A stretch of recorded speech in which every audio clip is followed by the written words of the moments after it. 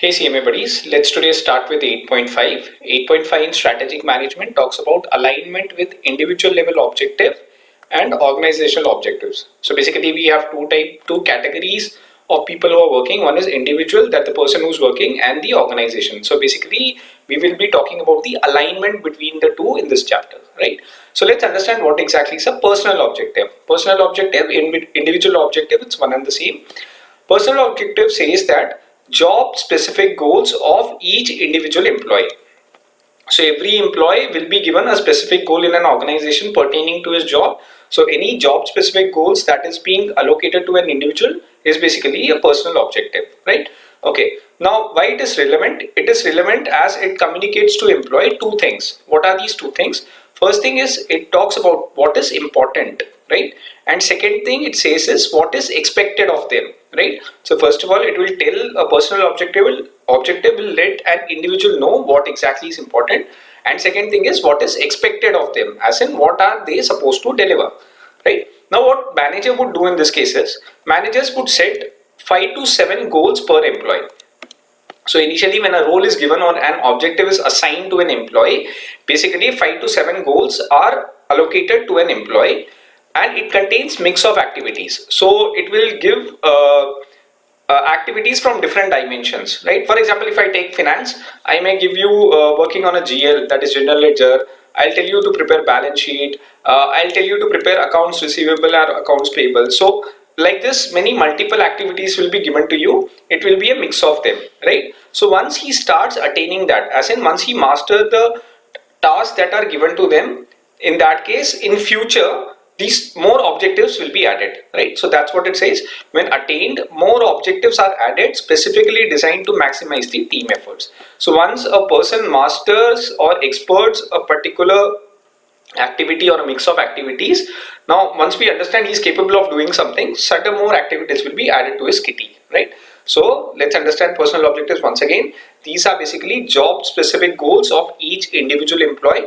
Two things are relevant when we talk about personal objective. One is what is important and what is expected of them. What managers would do is they will set a 5 to 7 goals per employee that will contain various types of activities or mix of activities. Once they are attained, more objectives are added. Why? Because first, which are specifically designed to maximize the team efforts, right?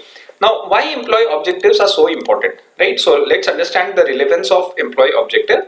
First, it says it measures progress and performance for members of a team.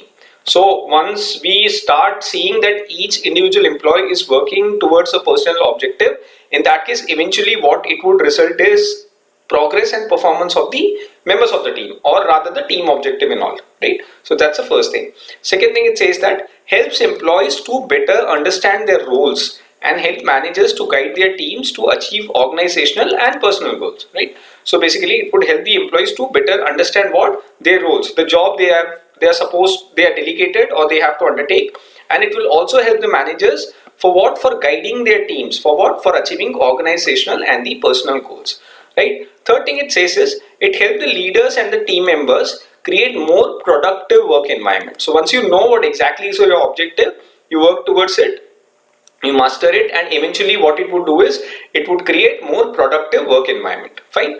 Then thirdly, it sets targets that an employee and his manager agrees on, right? So basically in the beginning of the year or when the jobs are being delegated, there will be targets that will be set. For example, if you talk about a sales target, so it would be told in the beginning of the financial year that this is the target and you're supposed to attain that. So an employee would work towards it, and a manager would also track that. So basically manager and the employee basically agrees on that, and in order to measure employees' job performance. So that would eventually, once it is done on a quantitative basis, it's more easier for you to measure the employee's job performance. Then it says new objectives may be on quarterly, biannually or annual basis, right? So objectives can be set based on the pattern of the business, or rather it can be done every 3 months, biannually, that is semi-annually, or biannually is one as the same. So once every 6 months, and annual basis or annual basis rather. So it depends on the nature of business or the policies of the company. On the basis of that, you may decide the objectives, whether it has to be quarterly, biannually or annual. Then it says it provide guidance to employees for their responsibilities. So employees would exactly know what are they supposed to do, and a guidance, this would provide them a framework or a guidance. How would it help? It eventually would help to achieve larger company goals. So once the employee know what exactly is their responsibility, and on the basis of that guidance is being provided to them, that eventually that what it would do is it would help you to achieve the larger company goals. Finally, it says employees and managers periodically review the employees' progress towards achieving their goals. So both of them would periodically, maybe semi-annually or an annual basis, there will be performance appraisals. Though that would actually show whatever has been delegated or the responsibilities that has been bestowed to the employee, whether they have been able to deliver that or not. So that's why we say that employees' objectives are very, very important. So let's quickly revise. First of all, why employee objective is so relevant is because it measures the progress and performance for the members of the team. It would help the employees to better understand their roles and help managers forward to guide their teams to achieve organization and personal goals. It will help leaders and the team members create more productive work environment. It would set the targets that an employee and his managers agrees on, right? So on the beginning of the year, they would decide on a target, and in order to measure the employee's job performance. So once the target are set and whether they are able to meet that or not, that is your actuals versus the benchmark. In that case, that would be helpful to analyze the performance of an employee in a particular year. Then new objectives may be on the quarterly, biannually or annual basis. It would provide guidance to employees forward towards their responsibilities, eventually helping to achieve the larger company goals. And employees and managers periodically review the employees' progress towards achieving their goals, right? Okay, moving on. Effective objectives are based on SMART guidelines.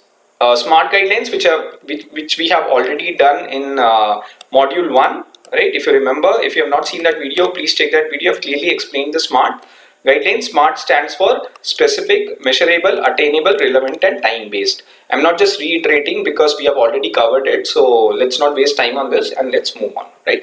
Okay, now what the recent framework or recent history shows is the SMART guidelines have been changed to something called as a FAST framework, right? Let's understand what exactly is FAST framework. Before that, we need to know in 1954 there was a person called as Peter Drucker. Peter Drucker basically introduced something called as management by objectives. Fine. Okay. What it says is, in this approach, where employees would agree with their boss on a set of goals and work towards achieving those objectives throughout the year. So basically, boss and an employee would sit across the table. They would set goals for them, as in the boss would set goals for the employees, and both of them would work towards what? Towards achieving those objectives throughout the year, right? As we already discussed, if there is a sales target, that would be determined at the beginning of the year, and both of them would categorically work towards it for the attainment of the personal objectives as well as the organizational objectives, right? Okay. Now, traditionally, the managers aspire to make goals based on the SMART. So, SMART framework that we discussed just now, that is specific, measurable, attainable, relevant, and time-based. Traditionally, as in initially, what they used to do is they used to use the SMART framework. But however, in the recent past, they have started adopting 4 core principles that is called as FAST. So, the SMART has been replaced by something called as FAST. Okay. Now we would understand what exactly is FAST. What this FAST is, it reinforces the effective goal-based system. So that to itself was goal-based system only, but now it has been replaced by something called as FAST. Okay, let's understand what is FAST. So acronym is FAST, that is F-A-S-T. We would discuss one word by word. First, let's start with something called as F. What does F stands for? F says frequently discussed. Okay, now what is the definition of that, or how do you understand what exactly is frequently discussed? It says the goals. See, eventually it is all about attainment of goals, right? So when we talk about frequently discussed, it says all the goals should be frequently discussed. Fine. Goals. So what should be frequently discussed? Goals should be frequently discussed. For what? For monitoring the progress and how basically the employee is progressing. Allocate resources timely. Fine. So whatever resources they are there, whether they are timely allocated, because that would ensure that the deadlines are met correctly. Prioritize initiatives. So something which is very, very important should be prioritized or should be given priority, and eventually feedback should be provided towards it, right? So 4 things you need to consider when we talk about frequently discussed. Goals should be frequently discussed to monitor progress. First is to monitor progress. Secondly, what you do is you have to allocate resources timely. Fine. third one is to prioritize initiative, and fourth one is to provide feedback. So that's all about frequently discussed. So what are the advantages of being frequently discussed, or the goals being frequently discussed? First of all, it gives guidance for important decisions. So if you got to make a concrete decision, in that case F would actually give you a guidance. Fine. Help employees remain focused on most important matters. So it would help the employees to concentrate, or rather focus on something which is of more relevance. Fine. Then link performance feedback to concrete goals. So whatever feedback is being given, rather performance feedback is given, that should have a direct correlation or alignment with the concrete goals of the organization. Finally, it would help you to evaluate the progress and help in course corrections. So basically it would help to know what exactly is the progress towards a specific target, and if there are any errors that can be corrected during the course of the entire process. Right. So that's what are the advantages of frequently discussed. Right. Let's move on to the next one. Next one is A. A stands for ambitious. Right. So we have to make sure that the goals are basically ambitious in nature. That means it should be challenging or ambitious. It's one and the same, but not impossible to achieve. So the goals that's been given to an employee should be very realistic. It should not be hypothetical. Fine. Now, for example, last year you are into a business of, say, selling of cars. So last year you sold 100 cars. So this year it can be increased to 25. Right. So 125 rather. So this is a growth of what, 25%. But unrealistic growth can be, say it is 100 and then you suddenly say 1000. Right. So this is not basically ambitious. This is very hypothetical. Now ambitious would be this case wherein you were selling 100 and now you intend to sell 125. So that is being more ambitious, right? Okay. Now what are the various advantages of goal being ambitious? First of all, it motivates performance of individuals and team towards goals, right? So you cannot be stuck. Obviously your business has to grow. In that case, setting up ambition, or rather if making it more challenging, can help rather motivate the performance of the individual and teams towards goal. Now it would minimize the risk and downplaying the achievements of the subordinates, right? So what happens is, if there is a continuity in the same kind of performance, or rather there is no incremental growth in the sales of or any other aspect of the organization, in that case what it would do is it would downplay or it would put down the subordinates. It won't give them any motivation. So eventually what ambitious target would help them is, it will help them to minimize the risk of downplaying the achievements of the subordinates. Downplaying means to put them down. So that should not be the agenda of the organization. If they lose the motivation, then I think the organization performance itself will come down significantly. Then it focuses on innovative ways to achieve goals. So that would give, now for example, your targets has been revised from 100 to 125. In that case, because of the targets that are being revised or has been increased, in that case the employees can actually think how we can attain this target. So there will be more innovative ideas in the picture. So that's what this talks about, right? Third is specific. S stands for specific. Specific says translated into specific metrics to have clarity in achieving the goals. So you should have specific metrics or set parameters, and that should have a lot of clarity for attainment of goals, right? Okay, it says mentions clearly, or the advantages of being specific is it mentions clearly what employees are expected to achieve, right? So you will clearly define this is what you're supposed to achieve. Identification of deviations from the goal and offer quick course correction. So it will help to identify if there is any deviation from the benchmark that's been set, and if anything is required to be corrected, that can be duly corrected on time. And finally, it enhances performance of teams and individuals. So it would eventually help to increase the performance of the team and the individuals, right? Finally, T stands for what? T stands for transparent. Transparent means something which everyone has an access to. So that nothing is being hidden. There's no secrecy as such. Everyone knows what everyone is supposed to do. So goals and achievements should be made public for all employees to see. So that is transparency. Fine. Okay, what are the various advantages of goals being transparent? First of all, use of peer pressure to perform with respect to goals. Peer pressure means what? Someone who's working along with you of the same cadre. If that guy is doing well, you automatically would intend to do well, right? You would try to catch up with his performance. So that is called as peer pressure. Peer pressure is with something very positive in nature. That means someone of my team or someone of my cadre, if he's doing well, that will motivate me also to do well. So that is peer pressure to perform with respect to goals.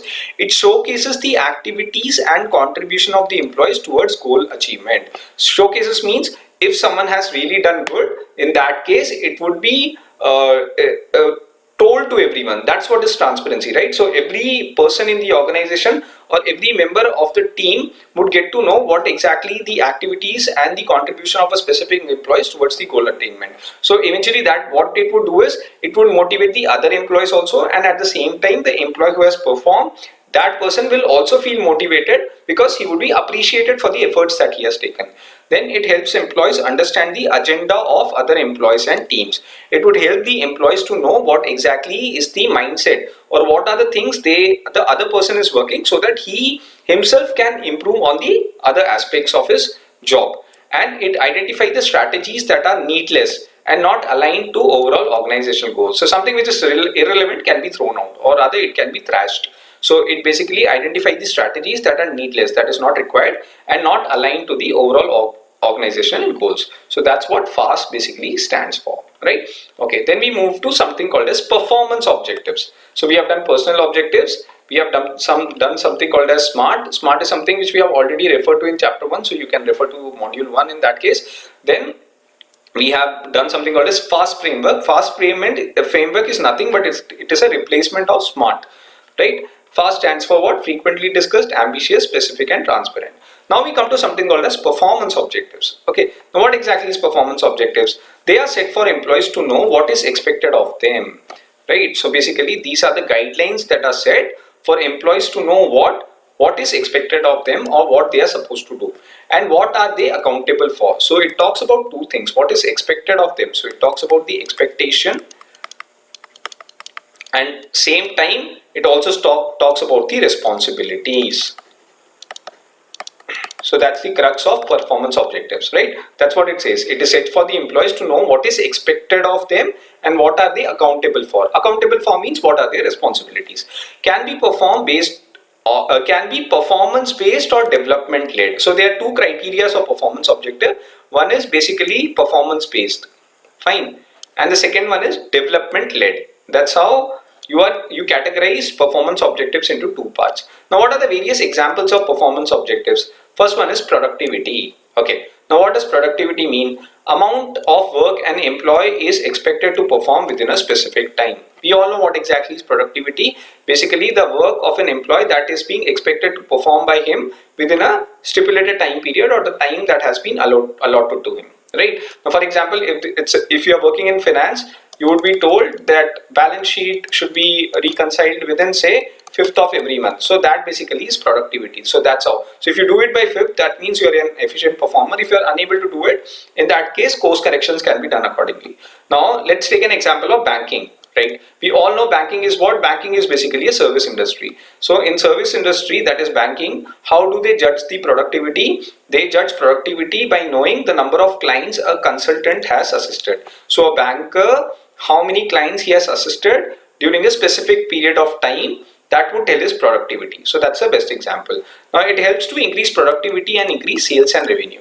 Now if you track productivity properly, first of all it would help to increase the productivity, and at the same time it will help to increase the sales and revenue, right? Second thing is what? Quality and efficiency. Okay, now quality and efficiency is what? Manner of performing activities. So it's not about quantity, it is also about quality, because if you keep on serving many people but if your quality is not up to the mark, that would basically spoil the reputation of the organization, right? So quality and efficiency talks about manner of performing activities. Now it considers productivity and quality of work of an employee. So productivity and quality with respect to what? The work of an employee. It is one of the key parameter of performance objective, as it pays more attention to quality of work, reduces human error and increases productivity. So there are three things that are involved as far as performance objective is concerned when we talk about quality and efficiency. First is it pays more attention to the quality of work, right? So there should be more quality of work. Second thing is it reduces the human error, and third thing is it increases the productivity. And finally you talk about education and self-development. This is again a parameter of performance objective or an example of performance objective. It considers the need of the workers. Fine, very very important. If the organization has to grow, the employees that are working in that organization, regular education and a self development program should be designed for them. Now what it does for workers is it basically focuses on goals workers set to develop themselves, right? So there are certain parameters or there are certain self-improvement things that the workers should work on themselves. So basically this would lay the framework for that. Focuses on employee learning or acquiring a new skill. So it basically helps you, or other when a training is being imparted, it helps to help employee to learn new things or basically acquire new skills. It makes workers more valuable due to continuous growth in their respective fields, right? Because you keep on mastering the field you're working in, that eventually will make you more valuable, or rather that would increase the market value of yours. Encourages employees to see how committed are workers on their own growth and personal development. So it will help, or rather encourage employees to see how dedicated or committed the workers are with respect to what, with respect to their own growth and personal development. So that's why education and self development is so important. So basically performance objectives are based on two things. One is basically the expectation and the responsibilities that are bestowed on the employees. They can be two types. It can be either performance based or development led. Examples basically of performance objectives are three. One is productivity, third one is quality and efficiency, and third is education and self development.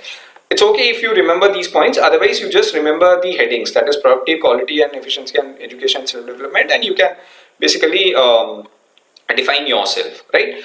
Now finally the last part of this module, it says reasons why aligning individual goals to organizational goals is important. That was the basic idea of this chapter. So we would know what are the reasons why we should align the individual goals to that of the organizational goals. First of all, it helps to sustain employee motivation by measuring the impact of their actions, right? So when you align the individual goals to the organizational goals, it will help what? It will help the employee to sustain motivation, or it would keep them motivated by measuring the impact of their action. So whatever they are doing, whether it is in tandem or it is in line with what organization is expecting to achieve out of them, and whatever objectives the organization has achieved for itself, fine. Individual takes accountability of task in hand. That's something we have already discussed about when we spoke about personal objectives. So individual takes accountability of what? Task in hand. They can relate to contributions made by them and measure the success and way forward.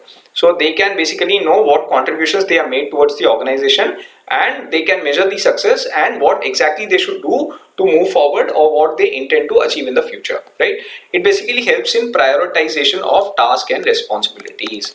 So you would know as an employee that what are the various tasks and responsibilities and which are the ones that should be prioritized, fine.